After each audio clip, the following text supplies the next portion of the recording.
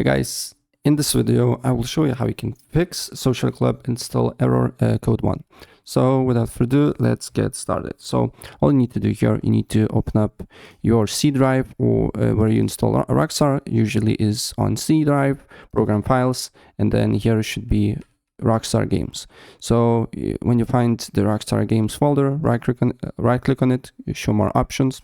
Then you need to go to properties.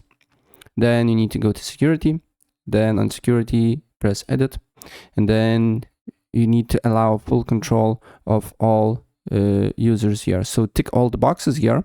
For me, it's only 3 here, but for you, it can be more. And then go to system, tick all the boxes, go to administrators, tick all the boxes, and then just save it.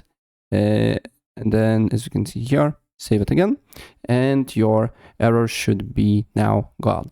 Right, so yeah, that's pretty much it. And if I help you out, please press like button and subscribe for more. Take care. Bye.